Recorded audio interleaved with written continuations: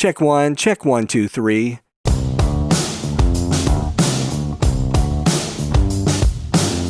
Hey everybody, it's Michael Helms, also known as Michael the Sound Guy, and this is the Location Sound Podcast.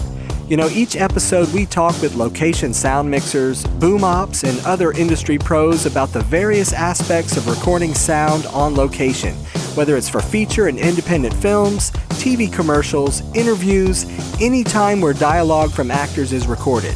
I started my career in the recording studios in New York City with some of the big artists back in the day, and later on projects for networks like HBO, Sci-Fi Channel, and the Cartoon Network. As time went by, I got out of the studio and began working in production sound. Whether you're a seasoned veteran or just starting out, thanks for joining us. My guest today was previously on the podcast in episode 33. Please welcome production sound mixer and boom op, Steve Saada. How's it going? Good. Yeah, glad to be back. Yeah, no, it's good to have you back. We've been talking to a lot of our guests about the COVID-19 experience and what it was like sheltering in place. So kind of tell us about when your production shut down. So I was previously on a show. We started shooting the pilot on March 9th. Yeah, March 9th. And then we got shut down on March 13th, which was kind of crazy. Even when we started the show, we knew what was going on in the world. And we were already kind of trying to be just as conscious as possible. No one was really shaking hands. We were doing the elbows and all that, but it didn't really hit us that it was this big of a thing until we found out on that Friday morning, which was a day on location, that we weren't coming back. And at that time it was like, 6 to 8 weeks, we'll be back and everything will be cool and we'll finish the pilot and move on. Obviously, we're now in week 17, so bit of a shocker. Yeah, it was a very strange experience to be, especially in this area. We were waiting for this show to come for about a year and a half. It was finally coming. It kept on pushing, and it finally got it figured out and hit the ground running, and it was going great. And then this happened, and it's just kind of like, just a punch in the gut. But it's okay. You know, it's been all right. I would say before even going back to work, I think I went back to work. The first day I did was, I think, a month and a half ago, maybe 2 months ago. You know, the first ordeal I had was getting unemployment, I didn't get unemployment approval until 13 weeks in. And I just got my card last week. So, we've been all a bunch of us on the show, we're kind of dealing with that together. And that was a whole nother battle that we were trying to figure out, because most of us, for some reason on the show, we had issues with payroll and with timing of things. And it was like this perfect storm that just totally messed up all of our claims. And it's just been a full-time job trying to figure that out. But luckily, I think most of us are good now. But once this all happened, I was spending a lot of time talking with my mixer, Lorenzo Milan, and our new utility, Gabby Sturgeon, and some other local sound people in the Baltimore, DC area. And we're just trying to figure out immediately, how do we go back eventually to doing our jobs as sound workers, and let alone, going back to production in general. But obviously we immediately start thinking about how we're going to do our jobs. So I kind of started doing a little bit more research on it and looking into really how we can not just safely do our jobs, but also safely keep our equipment sanitized, because you don't really want to use, companies recommend that you can use isopropyl alcohol, 70% wipes on electronics, on your transmitters, wires and such, but it's still a hazardous material, and it's still not necessarily corrosive, but it still can leave damage over time. And if it's not done properly, it can still damage your equipment. So I was trying to figure out different ways to do it, and I researched cleaner ways to do it. The first thing that came up was UVC, so ultraviolet. And I wasn't really getting a lot of information about it specifically for what we did, but I knew that it's been around for a long time, and you could sanitize your phones through it. And they make UVC cabinets that can fit, I think when I size it, it can fit a full up to 2 full Denicky slates in it. I thought that was really interesting. However, looking more into it, you find that UV still does, over time, degrade plastics. That being said, that would really degrade your wires, antennas on the transmitters, any other kind of plastics you're using, especially those on slates if you put Comtex in there. So that was like my hope. That would have been a really nice thing to have. And you can take this nice size cabinet, put it on your follow cart, or keep it at home. And when you come home from work, you can just pop your things in there and then it sanitizes in like 15, 20 minutes. But I reached out to Electrosonics, and pretty much what I heard back from them was that they just don't recommend using UVC for their gear just because it just degrades plastics over time. Now, we know that obviously transmitters aren't all plastic, but they haven't done enough research to identify any potential issues with or interference with the wireless boards or anything like that. So that unfortunately kind of like got shot down. And then about a week ago, every Wednesday, we've been doing group Zoom meetings with a local location manager producer here. And she's been essentially facilitating conversations with other professionals in the business and also disinfectant professionals, risk assessment managers. And we had a great discussion last Wednesday that made me want to do more research and dig deeper into it and try to spread this as much as possible because we got some great info. From the risk manager, he was talking about the shows that were already back in production in LA, in the studios, and realized that a lot of what we all initially were talking about and a lot of the precautions that were put in the original white pages and the studio pages that came out, they were trying to put those into practice and found out that a lot of them weren't working. For instance, one of them was French hours. So instead of doing a lunch after 6 hours and everything like that, you would just work through the day and it would just be a 10-hour day and you'd have a working lunch. But they realized, we can't do that because people can't take their mask down on set to eat anything. So then, if that needs to happen, then there needs to be a space for them to do that. Okay, how do we establish that space? How do we police that space? Is it inside or outside? Well, it has to be outside. And it's if it's outside, it needs to be covered. And that adds another thing of we need to be able to have a covered space. If it's outside as well, we need to make sure that there's social distancing in that outside space. The biggest thing with it was how do we schedule that into a day? Because then you're talking about breaks. And then it just brings into, how do we establish breaks? Do we do it by department? Do we do it on your own need basis where if they're shooting and say grip an electric crew that isn't working during the take, they have a couple minutes to go outside and grab a bite or take a breath of fresh air. Do we do it that way? Or do we all collectively as a crew take a break every 2.5 hours or whatnot for 15 minutes just to walk outside? But then if you're doing that, then it's larger congregations of people moving to one location. And then it's also how do you manage the timing of it? Because you can't just stop in the middle of a shoot every 2.5 hours to take a 15-minute break. It's just turned into a huge logistical thing that is really just everyone's just guessing at this point. And another thing that came up was they were thinking that production should supply PPE product. And then they realized that after the first week or so, they really only gave out 10 masks in that week because everyone showed up with their own mask. And then that turned out to be a little bit safer and more comfortable for people because you're still wearing the mask up to 12 to 15 hours a day. So it's a very complicated setup, and that's in the studio system. And then on the non-union small commercial shoot, doc shoot thing, it's same kind of practices, but it's a little easier, I think, but it's still complicated because you still have to figure out how to do that safely. And that's just showing up and doing your job at work.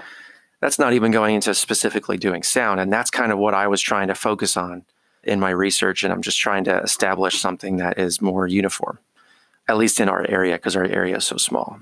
So yeah, we learned a couple interesting things and about some really cool products that I think will do well for us. But I think I'll talk a little bit about that first. I want to make this clear too. This is all based off of my personal research and my conversations with specific industry professionals, specifically in this topic with a woman named Liberty Bernal, who is, I believe, a co-owner of a company called Go Clean. And it's a disinfecting, sanitizing company based out in California. They're being brought into the studio systems out in LA to discuss sanitizing and disinfecting over large mass areas. So in studios, holding areas, and so on and so forth. So I kind of had an extensive conversation with her about what we could do and what would be safe for people with specific fragile electronics like we have. And pretty much she recommended two different ways to disinfect, one being electrostatic disinfecting, and then another would be simply atomized water. I had no idea what any of this was. And it's really trippy once you think about it. But essentially, electrostatic is electrolyzed water that is broken down to small droplets along with electrical charge, which allows it to attract to surfaces. So it can wrap around surfaces, it can get into deep crevices of surfaces and disinfect within 30 seconds to a minute completely. And it kills 99.99% of all bacteria, including COVID. Another way to do it is using a fogger or mister that they sell. This company now sells and manufactures and redistributes. And that was the one that she recommended for electronics, just because it doesn't have a charge. And essentially, it's the same concept as electrostatic, but it breaks the molecules down into such a small, fine mist that it not only does it cover and wrap around surfaces and materials, but it also stays in the air and kills the virus in the air. And that's what a lot of, from my understanding, that's what they're recommending for productions so that they can come in and spray the whole entire area, even just a whole room, and it should disinfect the air and the surfaces that it falls on. And again, it's a dwell time or kill time of 30 seconds to a minute compared to bleach, which is obviously highly toxic, but also the kill time is 10 minutes. So it's like, you can't really do that. So obviously you want to find something that's as efficient and non-toxic as possible. And all of these different ways to do it all revolve around something called hypochlorous acid. And hypochlorous acid is just a combination of salt, vinegar, and water. And it's 100% non-toxic, and it is hospital-grade disinfectant. It is 300 to 350 times more powerful than Clorox bleach. And the craziest thing about it is when it's created, it has no issues with corrosion or damage to any electronics as long as it's a fine mist and the excess is wiped away, which totally blew my mind because it's salt water. But the way that you don't just combine those three things and then use it, you have to use an atomizer. So this company sells this atomizer, and it looks like a Brita filter. And it holds a half gallon of water, and essentially the mixture is a half gallon of water, 2 teaspoons of salt, and 2 teaspoons of vinegar. And then you press a button which starts atomizing it. I haven't gotten too deep into the chemistry of it yet, but it takes about 15 to 30 minutes, and the longer you atomize it, the more potent it is. After that time, it then becomes this electrolyzed, atomized water that is this hospital-grade disinfectant. And it's completely non-toxic. It has no taste, it has no smell. And if it's used with a fine mister, you can spray it on most surfaces, including furniture, the air, wood surfaces, and if you see any excess, you just wipe away after a minute. Same thing goes for transmitters, mixing consoles, carts. It won't degrade any plastics, rubber. It's kind of crazy. And this is all just based off of the information I got from Liberty Bernal. And it totally blew my mind. And I was like, okay, this is a really good idea, just because using isopropyl alcohol makes sense because it works, but it's still a harmful material. If you use it too much without gloves, it breaks down your nails, and your nails will fall off. It will dry your skin out to the point where it will crack and bleed. It's not a safe product if you're using it so much without being properly protected. Also on the list of hazardous materials, so it brings in this whole other idea, especially on union jobs, where you're probably going to need specific certifications to manage a certain quantity of it if you have larger quantities of it. I haven't gotten so deep into that, but that's my understanding. And it's pretty crazy. But I think the greatest option would be to go someplace that is using something non-toxic. And I feel like I found it in this, and I really want to tell people about it just to research it. It costs some money to do, but if it's something that you can invest in, like it's a piece of gear, then it's great. It's weird. It's very weird. And you don't have to use their sprayers that they sell. They're expensive as hell. But they even said you could go to the store and just find a regular spray nozzle, a spray bottle. And if it has like a fine spray, that's better. And you can just use that and just wipe away with a microfiber cloth. And as long as you don't have things sitting in large quantities or in excess for more than a minute, it's fine. And you just wipe it away. And I don't know. I found that really interesting, and it seems like it's effective. I haven't put it to practice yet, so I will say that. This is all based off of research and conversations. So I'll be sure to get back to you about that. But I plan on investing in this just to see how it works. This is something I'm still trying to research. If you want to go deeper into it, you can even check out their website, which is gocleanstart.com. And they have a ton of information there. They are really, really open-minded to having conversation about it. I'm actually looking at the website right now. Hang on. Yeah, and you want a medical professional to make sure it's killing it. It's like they people can say it's killing it, but it's not. Well, the guys at the LA Sound Mixer group, they were talking about trying to build in additional time for lunch.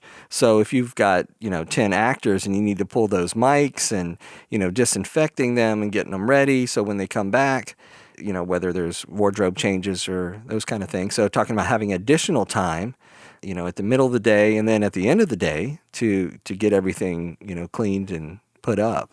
I mean, that's a great idea. But every great idea that's come up so far has come with so many challenges and then just obvious realizations that there's no way that they're going to allow this to happen. In the sound department, as you know, we're already kind of scrutinized for the time that we take. There's a reason why waiting on sound is a thing. It's because people just seem to put this pressure on us to do our job as quickly as possible just to get it done because we're just a nuisance.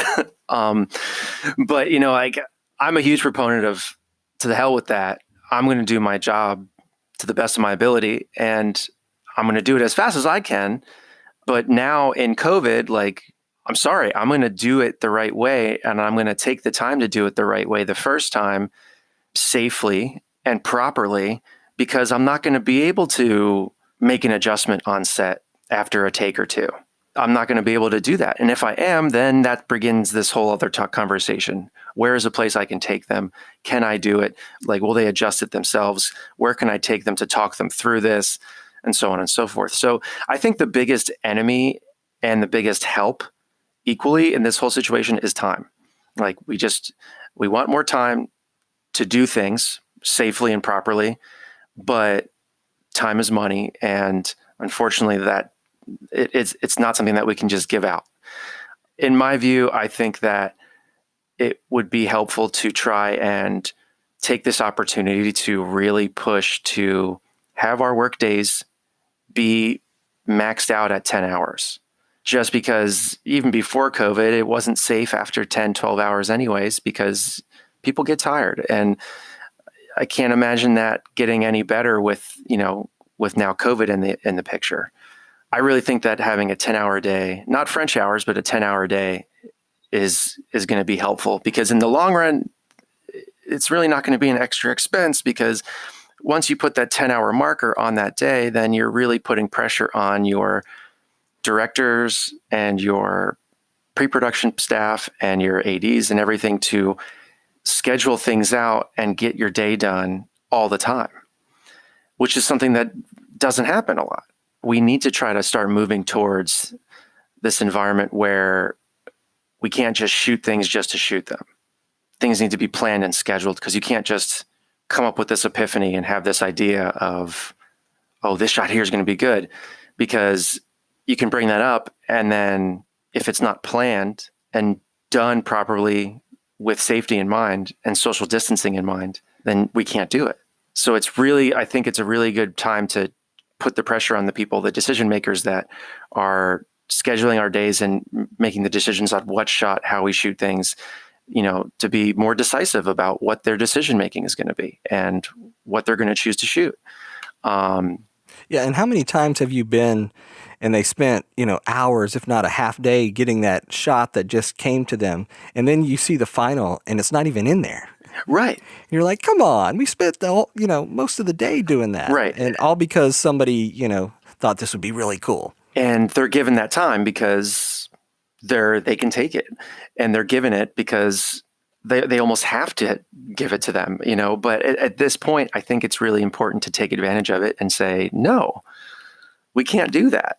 And I know the unions are going to be really strong with that, and are not that they weren't before, but, even more so now, we're trying to stand firm and, watch each other's backs in terms of anything that remotely resembles something that's going to be unsafe.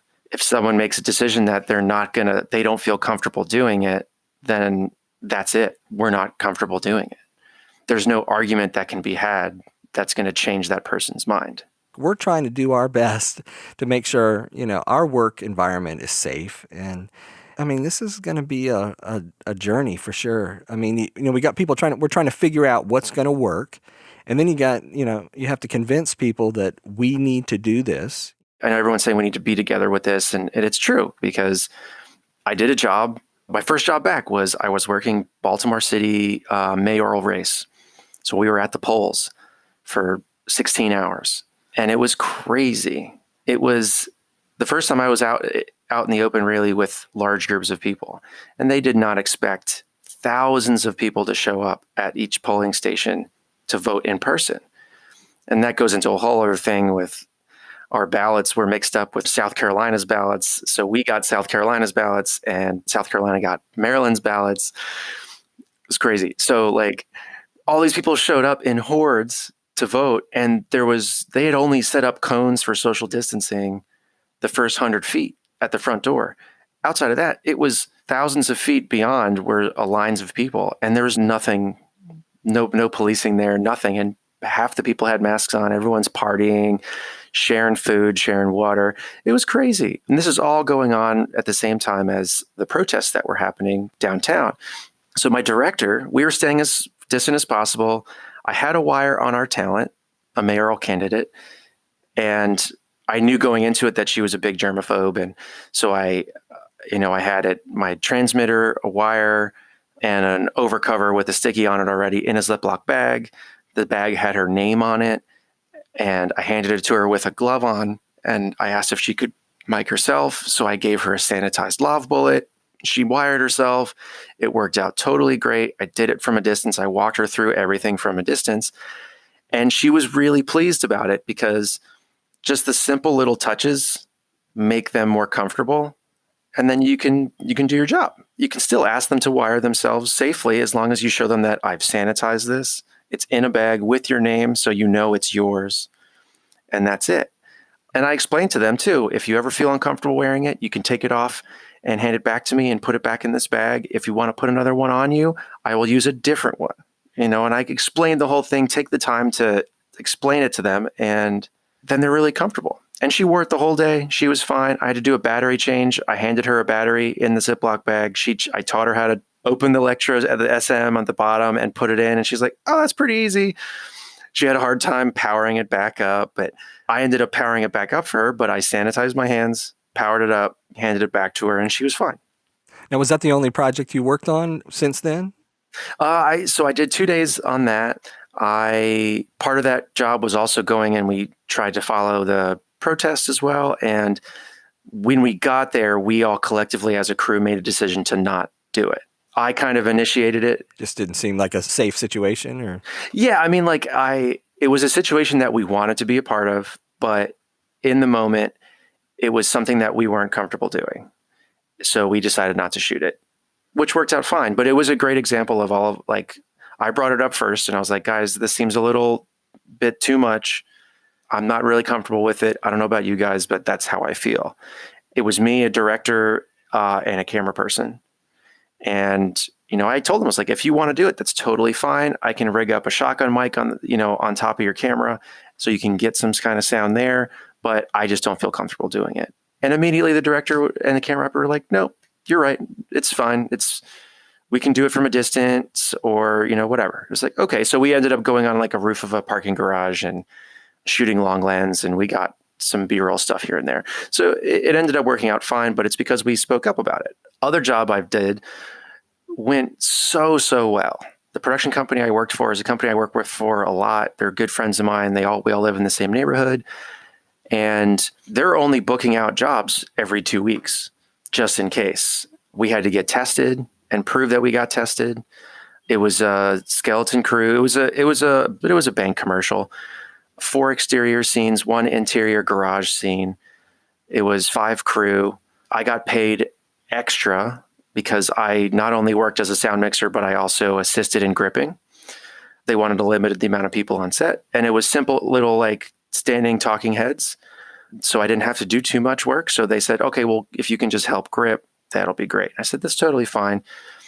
That being said, I don't want that to become a normal thing because grips deserve to work. And grips deserve that work. I am in no way, shape, or form a grip. I only know what I've seen. My best friend is a grip, so I've learned a lot from her. But, in no way do I want to take that job and make this sound grip a reality at all. But in the context of this job, it worked out really well. And then we had no client on set. Client was monitoring through Zoom. So they had a Teradek on the camera. Teradek was feeding to a laptop. And then that was then live streaming to client that we're all watching from different parts of the country. And then the director had AirPods in his ear or in one ear, and then was attached to the Zoom call on his phone in his pocket. So he could communicate with the client through his AirPods and hear them through his AirPods. And he could mute and unmute in his pocket anytime he wanted. And then audio was sent through. I had a camera hop on the camera and it was just sent through SDI down the line. So they were able to have audio. I had it set to my mix so I could pot it down and pot it back up when the director wanted to be able to make directions without having the clients essentially in on it, for every single word. So that was something that was funny to get used to, just between every single take or every reset, just potting down, potting back up, potting down, potting back up. It's easier if you're at a cart and you have a boom up, but I had my 22-foot pole and fully extended because we were just shooting these big shots that were like kind of like dolly zooming in, and it was interesting, but it worked out really well. And I ended up wiring everybody on that shoot just because last minute they went from, it's going to be, medium close-ups. That's it for each spot, to, we want to have the camera on a Dana dolly and we want to put it on a zoom and we want to start super wide and then slowly zoom into a tight shot throughout the dialogue. And I was like, all right, well, this is going to be, I have to mic people now, because originally it was just no miking, but I brought it just in case. And so I did the same practice as I always do. I approached the talent, introduced myself, had the wire and everything in a Ziploc bag. They were comfortable. It went great. One talent had a really hard time figuring out how to attach it the right way to his shirt. So I sanitized without touching his skin, attached it, and then sanitized again. And he was comfortable. I was comfortable, and it worked out great. So that job went really, really well. And I felt pretty good about it. Lunch was prepackaged and brought, and then we gave ourselves breaks because it was really hot. So we gave ourselves breaks between every spot, and it worked out really well. I have another job this week. I'm doing a bigger commercial with a pro football player, and that's come with its own challenges just because of the sensitivity of the talent. Somebody that we work with all the time. He's the kicker for the Ravens, Justin Tucker. And we're not going to be wiring him. It's going to be out in a football field. Client wants to be there on the day. So I just told my producer, like, okay, that's fine. I will provide Comtex, but I will not provide headphones. just because like most people, I have those Comtech headphones that are just foamies, and you can replace them all you want, but I just don't feel like doing it. And I don't feel like sanitizing headphones that have been on other people's heads. So I'd rather just say in the call sheet or in a memo to your producers and your client, please let them know to bring their headphones. If they don't show up with headphones, they're not going to be listening. That's it. And if you want to send a PA to go out and buy headphones, that's all you, but I'm just telling you right now, I'm not supplying headphones. And another big thing that I plan on doing is when I hand a Comtech over to a client, I let them know that, please treat this like it's your cell phone. Keep it on you at all times, because there's so many times where clients take their headphones off when we move to a new location or change a shot and we have to move village. They take them off and they put them on their chair, and that's it. Well, that's something that we can't have happen. We need to make sure that they all keep their Comtech and don't let other people touch it. Another thing I'm going to do is I'm going to put a piece of white tape on it, and with a Sharpie, I'm going to write that client's name on it. That way they know which ones is theirs. And if there's one left, not that we want to hold them accountable, but if there's one left by itself, then it's something that you have to be a little bit more strict about. Like, it really is. You can't just let this stuff slide. It's the same kind of thing in conversations we've had with the crew where, okay, who's going to police the client to make sure they keep their masks on? Because there's been experiences already with people that I know that have gone on to set. All the crew were wearing masks. Talent was wearing masks in between. And then you look over at Village and none of them are wearing masks. They're all down at their necks. And they'll come up to set and watch us doing our thing, or come up and talk to the talent with their mask down. And it's like, we can't have that happen. So you need to have additional accountability for everybody on set, whether you're a crew or talent or a client. That's just as important. So I'm trying to go at it that way, but also trying to be as strict as I possibly can. I don't think leniency and willingness to, I'm not going to go out of my way as much in this time. I'm going to make sure that I do what I feel comfortable doing with my equipment. At the end of the day, you're still doing your job that you know how to do. I think a big part of it is also just don't go into it with an attitude because you can't wire somebody, or they don't want to wire, but they want to do this big wide. Well, okay, that's their choice. You can only communicate how you can do something or an issue you have with somebody, and then if they don't take it, then they don't take it. And it's at the end of the day, you did the best you can with what you have, and that's it. Yeah, because nobody wants another lockdown and freeze on everything, right. and depending, and I don't care what anybody's politics are. This is like we've got to do this, or it's just going to be a mess. I notice now, like a lot of the ads on TV before we weren't seeing them, but you're seeing a lot more like, actors doing commercials, almost like a PSA about wearing a mask, wear your mask. And then local governments are starting to do that because we weren't seeing that before. Now we just need to get that reminder. Yeah, 100%. And for me, we have an opportunity to set an incredibly positive example.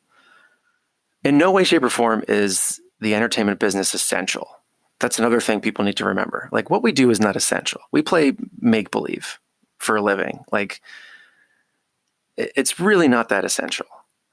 But at the end of any normal day, and especially during COVID, the biggest thing that people have been doing has been consuming media and consuming what we put all of our energy into.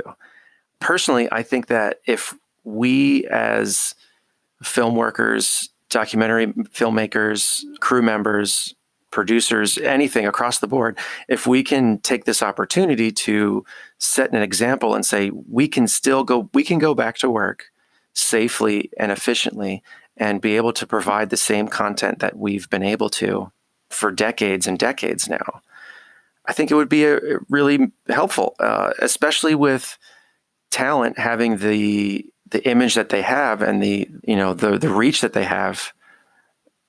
I see no reason why they can't use that influence that they have to spread that information that, yeah, you should wear a mask. Yes, you should be socially distant, and you should be aware that this is a very dangerous situation, But as long as you are checking your boxes and doing what you need to do to keep yourself safe and most importantly, keep others safe, then you're okay. And that's the biggest thing. I'm also the education and safety chair for our local here. So we've had continued conversations about how we're going to do this. And, there comes a point where you can't really wait for the next white pages to come out, the next studio pages to come out. You need to take initiative and understand the basic things that you need to do every day to keep everyone and yourself safe. And as long as you do that, and then whenever those additional updated pages come out, especially for when you go into larger shooting environments like on studio shoots or on lots, then you can make those adjustments. But there's no reason to not start now and just continue it. And this kind of goes back to what I said earlier. I'm still doing the same exact job that I've been doing my entire career. I'm still doing everything that I can before, during, and after a production to make my day as smooth as possible. And if that means just having to add a mask and being able to communicate to an actor or an actress how to mic themselves, I'll do that, and I can do that. If it means communicating that you feel uncomfortable or being a little bit more aware of your risk level that you want to take and being more open about how you feel about it, then great. Like, I think people should be so much more open to tell a producer that they don't feel comfortable shooting this. They don't feel comfortable jumping in this van that you haven't been in all day and going to this one person's house real quick. You just can't do it. And you can't give in to a producer or director telling you this one last shot. We're going to add a shot, one last shot. You can't really give in to that. I don't think it's going to be easy. People are going to go kicking and screaming, but hopefully we do it sooner rather than later and we get it all worked out. But speaking of sheltering in place and consuming content, I watched Miss Sloan the other day, and I saw that you were on the DC unit for that. Yeah, it wasn't bad. It was a fun time to work on. It was super easy for us because essentially all the DC stuff most of the DC stuff was all process trailer and our typical exteriors, like I mentioned on the previous interview. It's like same places over and over again. But we did a lot of process rig stuff. So I think it was 3 or 4 days of process stuff, and it was just 2 Cub mics in the car and just sitting on the back of the process trailer, just hanging out, cruising around DC for a couple of days, and it was easy. I love process stuff. It's so easy. It worked out great. But I mean, funny enough, I haven't seen the movie yet. I heard it was okay, but there comes a point where you kind of just, at least in our jurisdiction here in the Mid-Atlantic region, working in DC all the time, you're constantly doing politicals. It's like the last thing you want to think about watching. It's just, it gets exhausting. Yeah, and you did the report too, right? Yeah, I was on the report. I just saw that one as well. Yeah, I thought I think I like that one better. That one I want to see. That one was also just a great experience to work with Adam Driver and Steven Soderbergh. Soderbergh didn't direct it, but he was an EP on it. And him and Steven Soderbergh and Adam Driver just did Logan Lucky, which was mixed by a really good friend of mine, Dennis Towns, who I boom for a lot, who lives here in Baltimore. He's Soderbergh's mixer. He kind of does everything for him. It was fun to work with Steven, and just a little bit that we had, it was Lorenzo and I on the job. But I mean, there's another situation that I look back now and I think like, damn, I definitely can't mic somebody like I mic'd Adam Driver for this one scene, because we were at Lincoln Memorial. It was a quick scene where he was jogging along the reflecting pool and gets a phone call. It was the last scene of the day. And at Lincoln Memorial, there's people everywhere, tourists everywhere. We can't control them. We can't do anything. We can only ask that they be courteous. But when Adam Driver, or as they see him, Kylo Ren, comes running down and is trying to do his job, all they can scream is Kylo Ren, like blah, blah, blah. I had to put a mic on him, and he was in his tinted SUV hiding essentially. So and there's not really any place to mic there. There's one tourist booth that if it's open, we've gone in there before, but it was closed. So I went and mic'd him in the back of the SUV. He was wearing a hoodie, a t-shirt and a hoodie. So I did a waist strap, and then I did an overcover just to the top edge of the hoodie, and then just tacked it with some transport a little bit down the line just to keep it from kind of pulling when he was jogging. It was like 90 something degrees out, super hot. He was already sweaty, and he was just dreading going out there because right next to where we were shooting was this huge group of high schoolers that were all dressed in their prom outfits and taking their prom photos. And they're all waiting, and somehow they figured out he was going to be there. And he's just like in the car, like, okay, let's get this over with. So we went out, and we went out there, and as soon as he runs down with his hood up, and then we're rolling, and he had to pull his hood down. As soon as he pulled the hood down, it was just impossible to get anything usable. And we did like 2 takes, and he just got frustrated. We all got frustrated, and Adam was just like, "That's it. Let's just do it one more time, and I'll loop the whole thing." And it's like, okay, cool. Yeah. Well, you were saying too, it's like something like that, you probably wouldn't be in the back of an SUV trying to mic people up. Everybody's all sweaty and that's the thing. I wouldn't be in the back of an SUV, hot and sweaty. He had to take his shirt off. So we're in the back of this SUV. He's shirtless. I'm like putting mics on him. I'm wrapping this around him.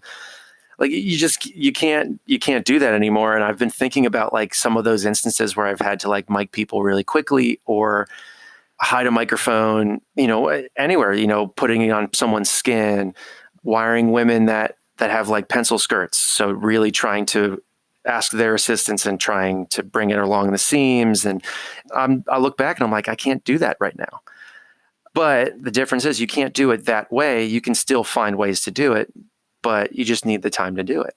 And you need to be able to convey to the powers that be that if you want the same quality that you had before COVID, and if you want that same quality now, you need to give people more time to do it the right way and to do it safely and comfortably. To me, as soon as I get even before COVID, as soon as I got pressured with wiring, I made my case known. Like, I'm going to take the time that I need to take. And I'm able to get away with that because 90% of the time, 95% of the time, I am fast, I am efficient, I do it the right way. But I do it so that when I do have to take the time and I tell somebody that, then they know, like a first AD or a second, or just a producer on a small job, then they know that if I'm saying I need the time, I need the time. I'm not trying to sabotage a shoot. I'm doing it the right way, efficiently. And now I just need to do it as safe as possible. I think if you approach it, as we all do, approach it safely, courteously, and efficiently, then it'll all be fine. That being said, I'm all about having crews be a 4-person department, having 2 full-time boom operators, and then having a sound utility that's in charge of wiring and sanitizing. Personally, that's a dream team for me, just to have 2 boom operators all the time. 1, 2, adopt the same workflow and technology that we did on House of Cards, where we painted boom poles out, which has become not widespread, but more and more productions are utilizing it. But trying to have more open conversations in pre-production with post about whether they're open to doing that, whether production's open to taking the little bit of extra cost, if there is any. Because at the end of the day, from what we understand from House of Cards and from other people talking about it, it's, if the shot's not moving and you follow the rules, it's a keystroke. On House of Cards, everyone was on the same page, and we all understood and we knew that we could do this.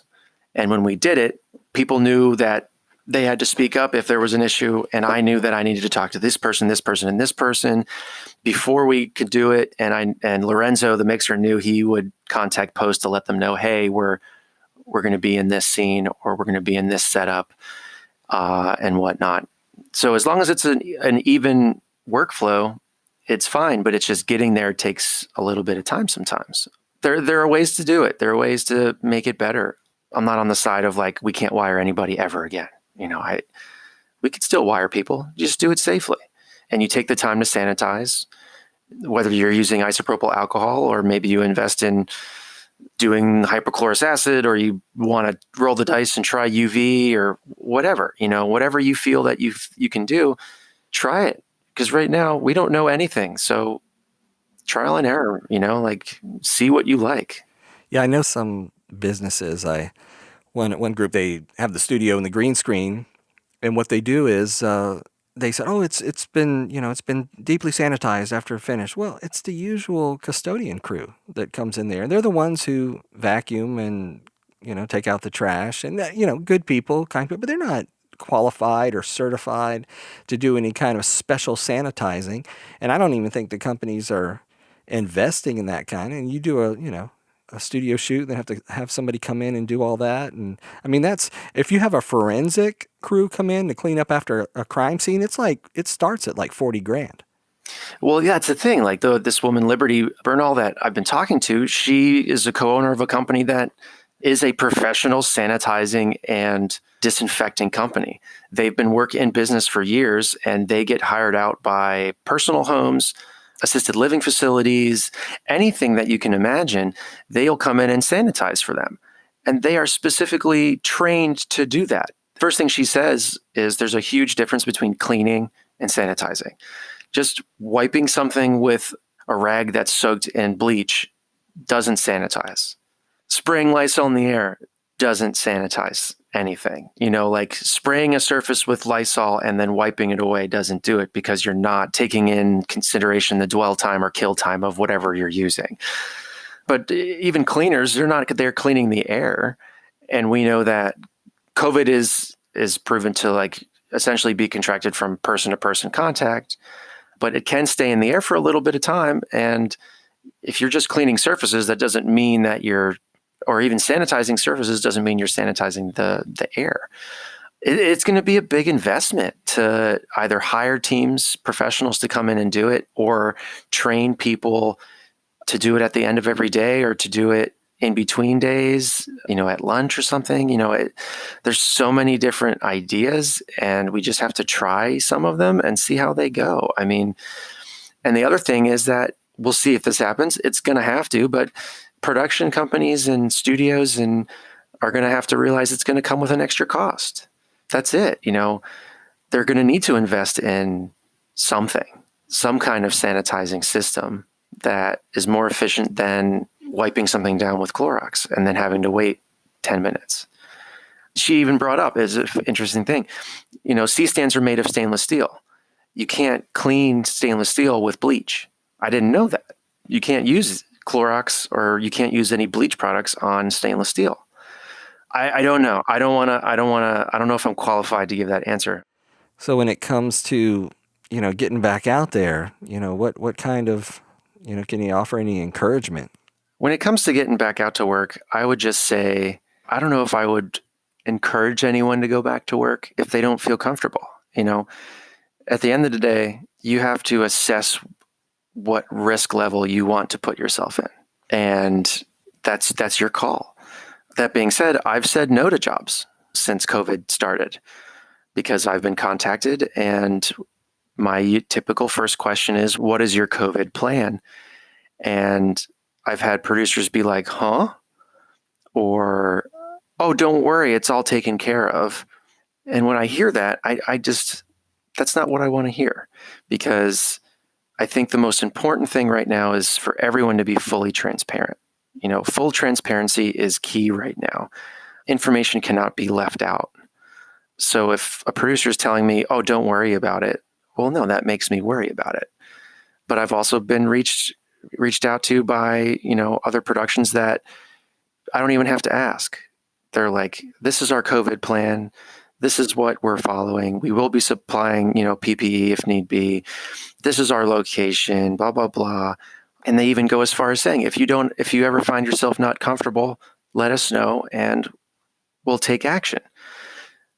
So my advice would be, I would encourage you to work with those people. I would encourage people to go back to work for the people that are being proactive, being transparent about this, but steer clear of any production or any producer or anything like that that is trying to either make you feel bad about not coming back to work or pressuring you with paying you more money.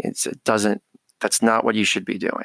So I would say that, it's a tough time for everybody.